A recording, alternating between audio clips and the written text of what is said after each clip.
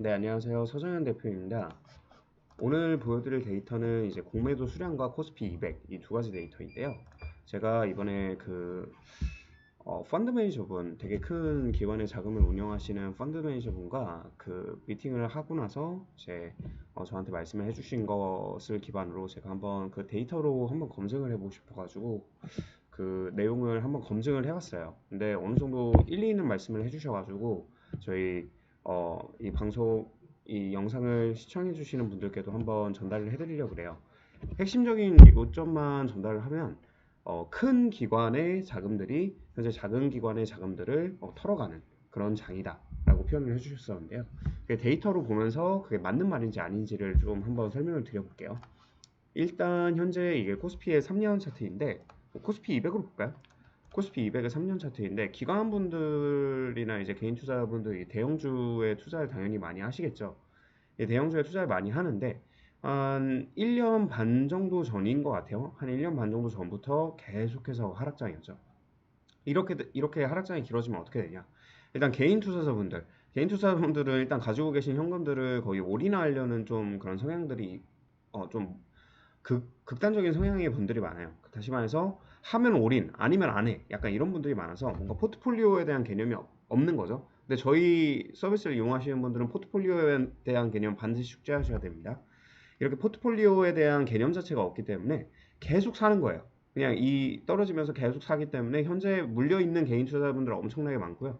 여기서 일단 개인 투자자분들의 그 여유 자금은 다 묶여 있고 다 이미 털려 있는 상태라고 봐주시면 돼요. 어, 만약에 투자를 길게 하실 거면 무조건 이제 존버를 하셔야겠죠. 그거는 뭐 포트폴리오를 몰랐으면 어쩔 수가 없습니다.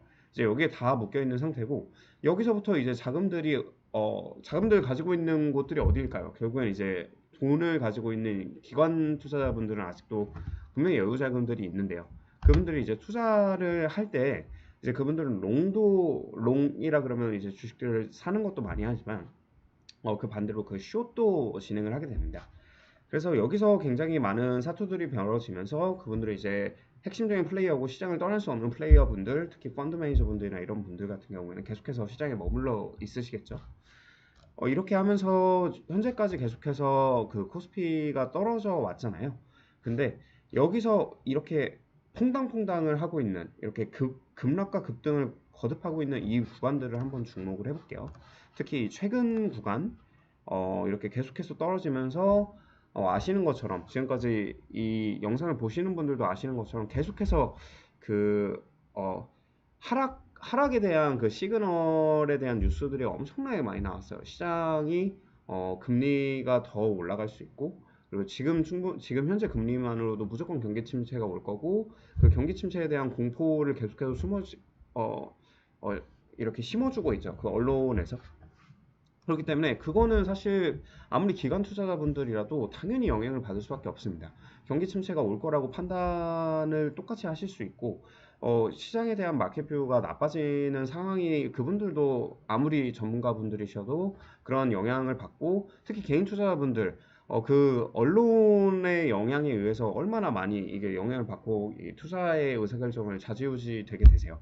그러니까 결국에는 개인 투자분들의 돈들은 다 털려 있지만 이제 기관 투자분들도 이제 그런 뷰들이 바뀌고 있는 분들이 있는데 잘 한번 보시죠. 이게 공매도의 수량인데요. 이게 한국거래소에서 가져온 데이터입니다.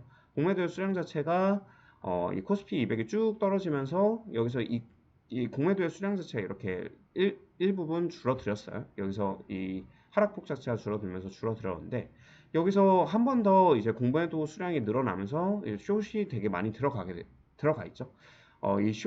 숏 공매도라는 건 결국에는 내가 이 주식을 가지고 있지 않은데 이 주식을 팔아버리는 거기 때문에 이 하락하면은 돈을 버는 그 쉬운 포지션 그렇게 쉽게 생각을 하시면 됩니다.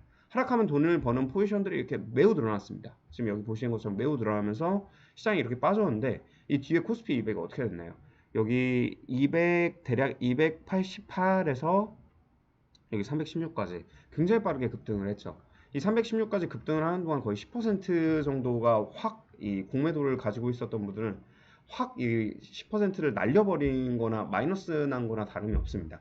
여기서 10% 이렇게 날리는 동안 기관 투자자분들은 어떤 특성이 있냐면 로스컷 규정이 있는 분들 아니면 이런 구속 제한을 받고 있는 분들이 많아요. 아무리 투자를 잘하시고 아무리 투자에 대한 인사이트가 당연히 일반 개인 투자자분들보다는 훨씬 더 있으신 분들인 건 사실이지만 이 공매도를 들고 있는 이 와중에 갑자기 주식시장에 이렇게 대형주들이 뭐 이런 소형주도 아니고요. 이런 대형주 엄청나게 큰 주식들이 이렇게 급등을 해버려요. 그분들도 당연히 손절에 대한 공포를 느끼시겠죠. 그래서 그 펀드 매니저분이 저한테 표현을 해주셨던 이 장에 대한 해석 자체가 큰 기관의 자금이 작은 기관의 자금을 털어가는 시장이다. 다시 한번 표현을 해드려 볼게요. 여기 앞에서 보이는 것처럼 이 개인 투자자분들의 자금은 이미 다 털렸습니다. 근데 이 큰 기관의 작은 기관, 그러니까 우리나라의 이 금융기관들이 상대적으로 작은 기관이라고 생각해보고 월스트리트에 있는 기관들이 굉장히 큰 자금력이 남다릅니다. 그래서 이 굉장히 큰 이 시장을 흔들 수 있는 자금의 기관이라고 생각을 해보면 이 작은 기관들이 이 숏 포지션을 늘렸을 때 이게 굉장히 불리하거든요. 나중에 뭐 공시도 해야 되고 이런 가이던스가 있어가지고 좀 불리한데 이런 게 늘리는 순간에 이 시장을 그냥 들어버려 가지고 이분들을 강제로 손절을 치게 하는 거죠. 이 공매도 포지션은 그 숏스퀴즈라는 표현을 들어보셨는지 신 분도 분명히 계실 거예요. 이 공매도 포지션은 제가 주식을 가지지 않은 상태에서 판 포지션이기 때문에 나중에 결국엔 다시 사줘야 됩니다. 사줘가지고 결국엔 다시 살 수밖에 없는 포지션이에요. 그래서 여기서 이 시장이 급등했을 때 이 공매도를 들고 있는 분들이 이렇게 공매도 수량을 줄이면서 시장에서 다시 사니까 시장이 한 번 더 이렇게 들릴 수밖에 없는 거예요. 이분들이 그 공매도 수량 자체를 다시 이렇게 사는데 당연히 시장의 영향을 다시 받을 수밖에 없겠죠. 그래서 숏 스퀴즈 때문에 한 번 더 이렇게 들리는. 이렇게 됨으로써 결국에는 아까 제가 그 펀드 매니저 분께서 말씀하셨던 것처럼 결국에는 큰 기관의 자금들이 이 작은 기관의 자금들을 이렇게 먹고 가져가 버리는 이런 상황을 만든다는 거죠. 일단 이 최근 시장에 대해서 궁금한 분들이 워낙 변동성이 크기 때문에 궁금하신 분들이 많으실 것 같아서 이 영상을 찍었고요. 제가 꼭 전달드리고 싶은 이 서비스의 철학이나 아니면 제가 전달드리고 싶은 이 짧은 시간의 이 지식의 내용들은 결국에는 이런 시장에서 이렇게 전쟁이 터지는 이런 시장에서 개인 투자자들은 어떤 포지션을 취해야 되고 어떤 포트폴리오를 가져가야만 이 시장을 계속해서 안정적으로 비팅을 해나가고 시장을 이겨감으로써 나머지 95% 이상의 그 개인 투자자분들이나 아니면 다른 심지어 기관 투자자보다도 어떻게 하면 투자를 더 잘할 수 있을까에 대해서 전달을 드리고자 합니다. 자, 그 내용들은 밑에 댓글을 통해서 커리큘럼화 시켜가지고 한번 플레이리스트를 넣을 거고요. 오늘 영상도 좀 도움이 되었으면 좋겠습니다. 감사합니다.